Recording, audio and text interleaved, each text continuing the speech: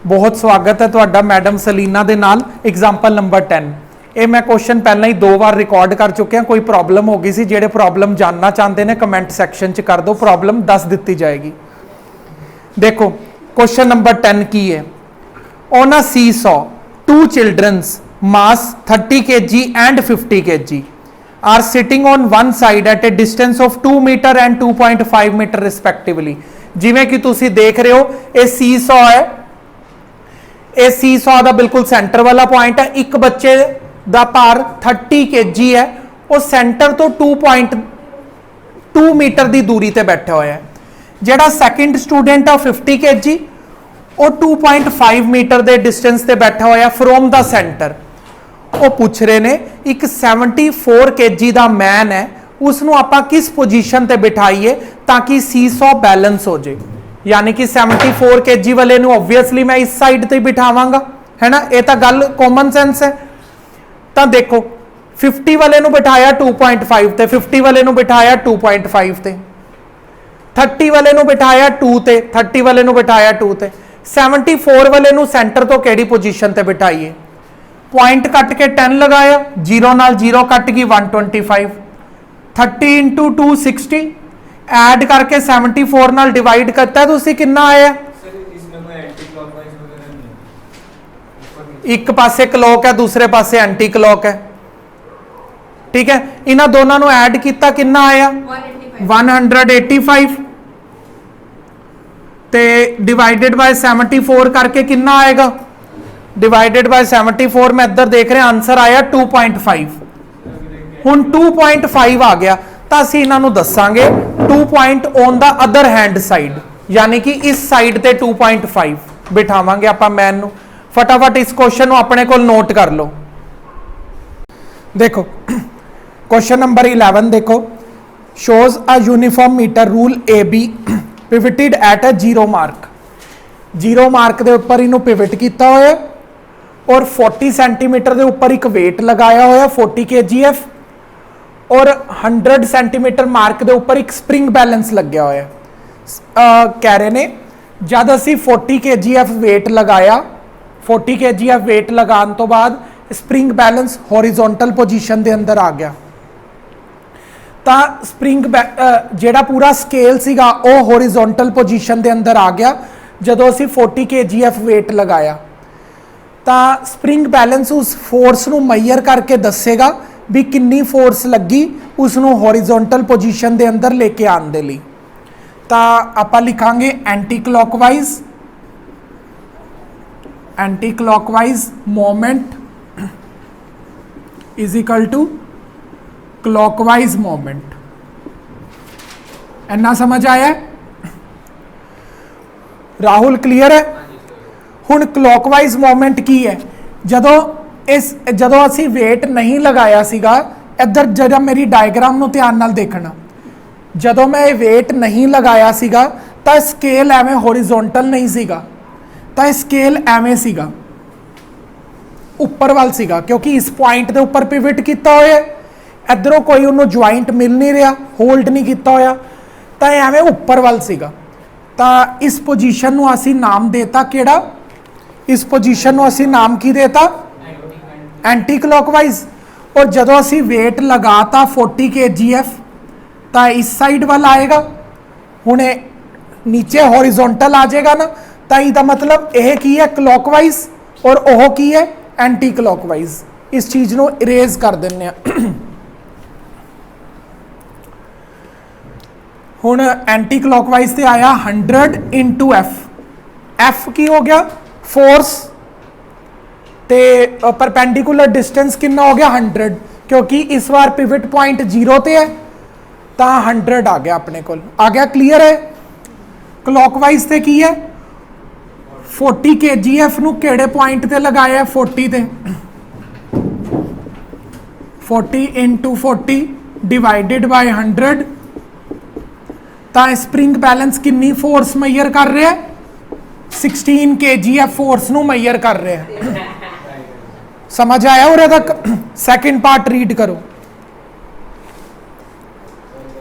When mass is 20 kg, ये देखो ਜਿਹੜਾ ਮੈਂ ਤੁਹਾਨੂੰ ਕੱਲ ਦੱਸਿਆ ਸੀਗਾ ਸਪ੍ਰਿੰਗ ਬੈਲੈਂਸ ਦਾ ਜਿਹੜਾ weight ਹੁੰਦਾ ਹੈ, ਹਮੇਸ਼ਾ ਸੈਂਟਰ ਤੇ ਕੰਸੈਂਟਰੇਟਿਡ ਰਹਿੰਦਾ ਹੈ।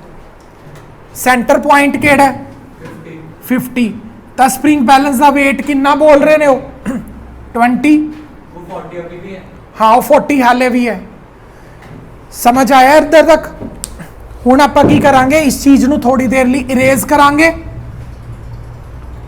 20 स्प्रिंग बैलेंस दा वेट है किहड़ी जगह ते लग्या होया है 50 ते। मैं हम कल भी कहा सीगा जिहड़ा स्प्रिंग बैलेंस दा वेट हुंदा है हमेशा सेंटर पॉइंट दे उपर हुंदा। सेंटर पॉइंट किहड़ा हैगा स्प्रिंग बैलेंस नहीं मीटर रूल दा वेट हमेशा सेंटर ते कंसनट्रेटेड रहिंदा है।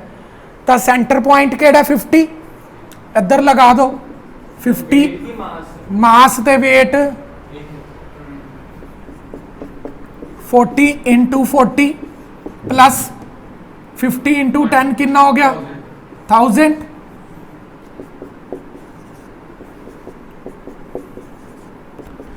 1600 प्लस 1000 कितना हो जाएगा 2600। तो हुण ये कितनी फोर्स एक्सपीरियंस कर रहे हैं समझ आ गया। जदों स्प्रिंग बैलेंस दे वेट नूं कंसीडर नहीं किया सीगा तो वो कितनी फोर्स एक्सपीरियंस कर रहा सीगा 16 kgf। जदों असी स्प्रिंग बैलेंस दे वेट नूं कंसीडर कर लिया तो वो फोर्स एक्सपीरियंस कर रहा 20 kgf। अच्छा वो दोनों क्लॉकवाइज है। हुण आपां शुरू करते हैं unsolved numericals page number 11 madam Salina दे अंदरों। क्वेश्चन नंबर 1 दी रीडिंग करांगे। Moment of a force 10 newton about a fix point O is 5 newton metre. Moment कितना दिता होया है मोमेंट दिता होया 5 newton metre. Calculate the distance of the point O from the line ते फोर्स भी दिती हुई है। मोमेंट नूं निकालन दा फॉर्मूला की हुंदा है मोमेंट निकलदी है force multiply perpendicular distance. Moment कितना हैगा 5 फोर्स कितनी है 10 परपेंडिकुलर डिस्टेंस आपां ने फाइंड आउट करना है। 10 मल्टीप्लाई हो रहा है इधर आके डिवाइड हो जाएगा तो परपेंडिकुलर डिस्टेंस कितना आ जाएगा 0.5 मीटर। ये हो गया फर्स्ट क्वेश्चन कंप्लीट। इनू फटाफट नोट कर लो। चलते हैं क्वेश्चन नंबर 2 के उपर। A nut is open by a wrench of length 10 centimetre. बिल्कुल ही ईजी क्वेश्चन है तुसी खुद करोगे क्योंकि अपने कोल परपेंडिकुलर डिस्टेंस दिता होया कितना 10 सेंटीमीटर चेंज करके कितना आ जाएगा 0.1 मीटर। फोर्स दी हुई है 5 न्यूटन। मोमेंट निकालना है मोमेंट मोमेंट किवें निकलता है force into perpendicular distance. Moment अपन ने निकालना है फोर्स कितनी है 5 कितना आ गया 0.5 न्यूटन मीटर। That's all. चलते हैं क्वेश्चन नंबर 3 के उपर। चलते हैं आप क्वेश्चन नंबर 3 के उपर। क्वेश्चन नंबर 3 की कह रहे हैं एक व्हील है जिसका डायमीटर कितना है शक्तिमान हाँ और फोर्स लग रही है देख रहे हो ना केड़ी डायरेक्शन के अंदर लग रही है क्लॉकवाइज। क्लॉकवाइज एंटी जो बोल रहे हैं वो ठीक करेगा। फोर्स कितना है 2 Newton applied at be in the direction shown in the figure. Calculate the moment of the force about the centre point O and A। Shaktimaan इधर देखेगा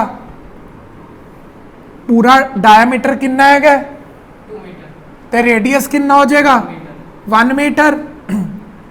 अगर आप मोमेंट नू कैलकुलेट कर रहे हैं around the point O around point O तो moment निकालन का की फॉर्मूला है फोर्स मल्टीप्लाई परपेंडिकुलर डिस्टेंस।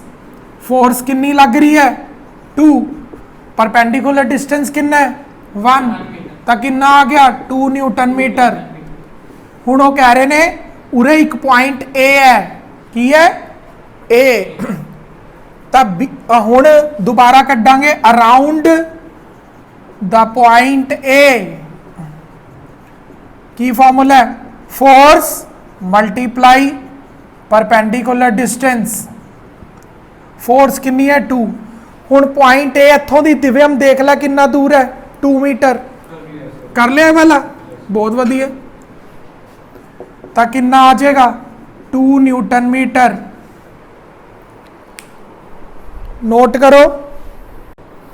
हुण आपां चलदे हां तुहानूं लैके क्वेश्चन नंबर 4 दे दर्शनां दे लई। देखो F1 कितना है 5 न्यूटन। F1 कितना है 5 न्यूटन, ये F1 है। F2 कितना है 3 न्यूटन। OA कितना है OA 2 मीटर। OB 4। चलो करिए। Moment of force F1 about ये तो महा सौखा क्वेश्चन है। मोमेंट ऑफ फोर्स F1 और की कह रहे हैं अबाउट पॉइंट O। मोमेंट निकालन का फॉर्मूला की है Tarun force into perpendicular distance. Force कितनी है 5। F1 फोर्स का परपेंडिकुलर डिस्टेंस कितना 2। ये की पूछ रहे ने ये इन्ना सौखा। F2 भी पूछना चाहते ने मारो गोली भी जे एक कढ़ के दिखाता इन्हों का सरदा नहीं हैगा। फोर्स F2 ठीक है तो किवें कढ़ांगे force into perpendicular distance. Force कितना 3 परपेंडिकुलर डिस्टेंस कितना 4 तो कितना आ गया 12 न्यूटन मीटर। हुण अगर शक्तिमान नूं पूछा जाए भी क्लॉक केड़ा और एंटी क्लॉक केड़ा, इस वाला पासा क्लॉक है और ये एंटी क्लॉक है ना। मतलब F2 नूं क्लॉक दे दिए और इनू एंटी क्लॉक दे दिए। एंटी क्लॉकली केड़ा साइन लगता है, एंटी क्लॉकली लगता है पॉजिटिव और क्लॉकली लगता है नेगेटिव। तो प्लस माइनस की हो गया माइनस। एंटी क्लॉकली पॉजिटिव और क्लॉकली नेगेटिव। तो प्लस माइनस माइनस 10 चो 12 गए कितना आ गया -2 न्यूटन मीटर। माइनस साइन को भज जा तू तो इत्थे लिख देंगे क्लॉक क्योंकि माइनस रिप्रजेंट करता है क्लॉकवाइज नूं। हुण आपां अज दा लास्ट क्वेश्चन नूं ट्राई करांगे जो कि है 5th। चलो जी शुरू करते हैं क्वेश्चन नंबर 5 दे दर्शनां नूं। की कहंदे ने ये कहते ने उरे 4 मीटर है और उरे 10 न्यूटन है और ये भी 10 न्यूटन है। Two forces each of magnitude 10 Newton act vertically upward and vertically downward at the 2 point A and B of a uniform rod of length 4 meter pivoted at the midpoint O. Determine the magnitude of the resultant force. Shaktimaan इधर देखेगा A B O। ये कितना हो गया 2 metre. ये कितना हो गया 2 मीटर। पहला आप की निकाल लेने मोमेंट। पहला आप इनू आप मान लेने F1 इनू मान लेंगे F2 ठीक है। पहला आप F1 का निकाल रहे हैं। शक्तिमान इत्थे कौन देखेगा स्क्रीन ते ध्यान नाल देख तेरे लिए कर रहे हैं। फोर्स मोमेंट ऑफ F1 किवें निकलेगी force into perpendicular distance. Force कितनी है 10 न्यूटन। डिस्टेंस कितना है 2 न्यूटन मीटर। एक ही आ गया। एक केड़ा साइन है क्लॉक। तो लिख ला मैं क्लॉक तू लिख दे। हुण मोमेंट ऑफ F2 किवें निकालांगे force into perpendicular distance. Force कितनी है 10 न्यूटन। परपेंडिकुलर डिस्टेंस कितना है 2। तो दिव्य में क्लॉक है कि एंटी क्लॉक ये भी क्लॉक बिल्कुल ठीक। हुण तुहानूं आ गया ना करना क्लॉकली भी नैगेटिव ਇਹ ਵਾਲੀ ਵੀ ਕਲੌਕ ਲਈ ਵੀ ਨੈਗੇਟਿਵ ਨੈਗੇਟਿਵ ਨੈਗੇਟਿਵ ਕੀ ਹੋ ਜਾਏਗਾ प्लस ਤਾਂ ਕਿੰਨਾ ਆ ਗਿਆ -4 ਨਿਊਟਨ ਮੀਟਰ माइनस साइन ਨੂੰ इरेज कर दो ਤਾਂ ਕੀ ਲੱਗ ਜਾਏਗਾ ਉਰੇ हाँ बोल ओए 10 टू था 20 मैं 2 लिख गया गलती नाल 20 + 20 बच्चे की करेंगे 40 गलती नाल ठीक कर लो